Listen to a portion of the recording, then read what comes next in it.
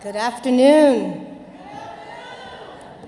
I am so very honored and excited to be here. It's my first time being at Netroots Nation, so thank you for the warm welcome. I want to welcome you to my city. I was born and raised in Baltimore City, educated in Baltimore City. It's my city. I love Baltimore City. It is, as you can see, a beautiful city in progress. We are still a work in progress, and we have a lot more to go. But anyway, I'm so excited to have Netroots Nation and all of you here in our city. And I also am so excited to be amongst all of you, change makers, leaders, organizers, activists.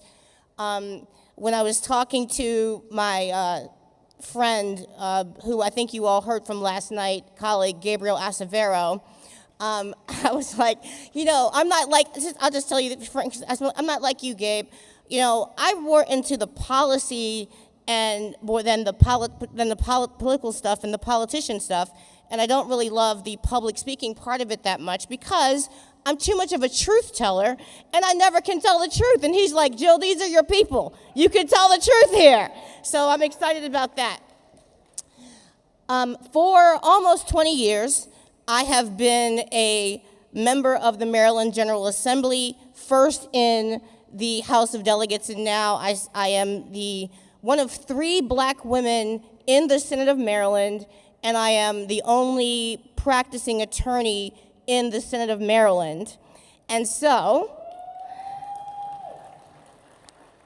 my background necessitates that I'm going to talk to you about what I'm going to focus on today. I want to say, though, I'm not only a daughter of Baltimore, I am a daughter of a civil rights organizer, a lead organizer and activist here in Baltimore, whose name was Walter P. Carter. And I stand on the legacy of my father and all of those incredible trailblazers that were involved in the greatest human rights movement of all time on the planet, which was the 1960s movement for civil rights in America.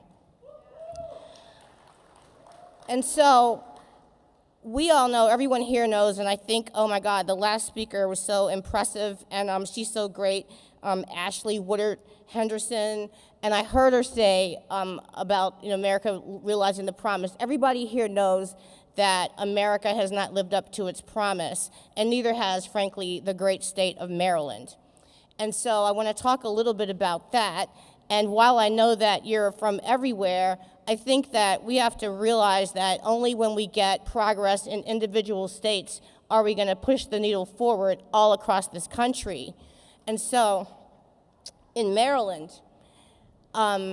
we have the largest, we have a 2/3 majority Democrat legislature, okay? We have 2/3 of all legislators in Maryland are Democrat. Our House Speaker is a Democrat.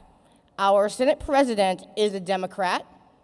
Our governor is now a Democrat.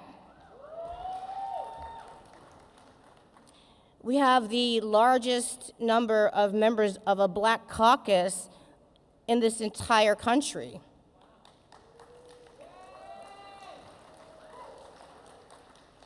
Now see, they told me to keep it positive, and I'm going to keep it positive, but the truth is necessary, but not always positive. But even with all of that, Democrat leadership, black leadership, we still have some of the most racist criminal justice policies in this country. Maryland continues to incarcerate the highest percentage of black people in the country and send more children to adult prison and for longer periods of time than any other state in this country other than Mississippi and Alabama.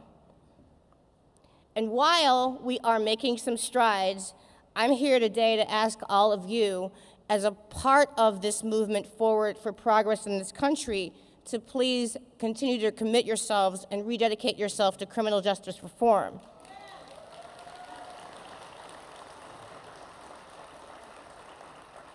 if we don't have criminal justice reform, if we continue to allow those policies that fostered mass incarceration to continue unabated, if we allow those vestiges of the war on black, brown, and poor people, the over-criminalization of black, brown, and poor people to continue, we will not be able to move forward.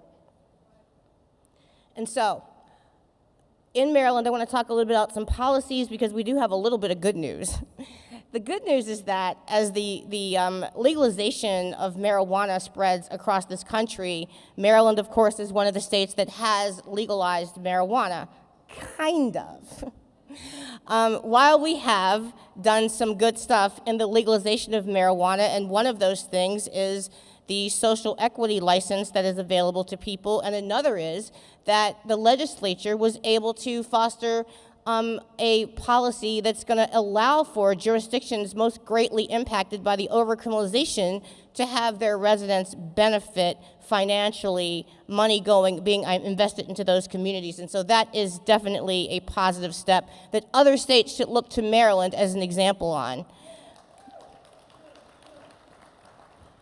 Yet we still have criminal penalties for those that would obtain marijuana outside of the government-sanctioned licensing.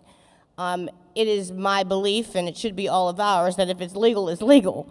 And so if you violate, if you violate it, then it's an administrative penalty or it's a civil penalty, but it should not warrant incarceration. And so that's something we still have left to do. We did one other really great thing, and I'm very proud of this because I had a firsthand opportunity to work on this and lead this. We were able, as part of our marijuana package, to prohibit the use of odor in a stop, search, or seizure of anyone, and that is incredible, and it is one of the best, strongest laws in the country. What we have left to do, and this applies everywhere, this really does. When I say that we have the mass incarceration and we incarcerate more people, what I'm seeing, and I think we're going to be seeing this across the country, no one is a fan of illegal guns or gun violence. But what we have to guard against is doing the same thing on guns that we did on drugs, which is make the war against poor black and brown people on the street that are often in a position where they feel like they have to protect themselves. The war should be against the gun manufacturers and the black market dealers and the mass volume dealers that are causing the influx of these guns, these weapons, into our communities that are perpetuating the violence. That's where the war has to be, at the top. You have to do the money trail, okay? That's where you get to the real culprits. Finally, I want to talk a little bit about something that people don't talk about too much anymore. After the George Floyd movement in our country, Maryland was among the states that passed what we call the most sweeping police reform legislation in the country. And briefly, it was pretty good stuff. However, I don't know if any of you are seeing this anywhere else. Even though we passed some really good laws on paper, we're finding that there's no political will to actually make sure that they are executed. And so, for example, we passed something called Anton's Law, which allows for the public disclosure of police disciplinary records, but it's not working. And for 2 years now, we've had a task force to try to make it work, but it continues to come into a block. And so it's time for me to begin to wrap up a little bit. I'm so happy to be sharing with you. I could talk forever about these subjects. But why do we have what we have? When we have all of these Democrats, we have all these black people, and we still have these oppressive laws. So I'm going to tell you what I did recently, and Kendrick Lamar said it best, because they're not like us. Because they're not like us. And what I mean by that is, and Nina Turner has said years ago, any old blue just won't do. So yeah, I know the fight in this country is for democracy and for our lives, and that this election is so challenging and so difficult for so many of us. I, for one, cannot wait for this election to be over. I don't know about you. But because we got to get on with it. We got to move on. Whatever the fate, we have to still stay true to our course, because we know that whenever we organize, when we organize and we tell the truth, and our organization is based on truth, we know that we win. And so, My parting words are, again, I'm asking everyone that as we talk about, and I'm excited, I know you all are excited to end with Congresswoman Pramila Jayapal. I'm excited about her. I follow her. I support Medicare for all. I think that one of the things we can do, since it's all stalled in the Congress, is we can work on the individual states. Like Maryland has the ability to pass Medicare for all. We could do that here, and we've had legislation, but it's stalled. And so, finally, all the Democrats, all the black people, we rule here. We are still not getting all of the progress that we should have. And I think that efforts should be put on Maryland to make Maryland realize its true promise and live up to the moniker of progressive state of Maryland, okay? We're not progressive enough. So finally, thank you very much for having me. When we organize, we win. Peace.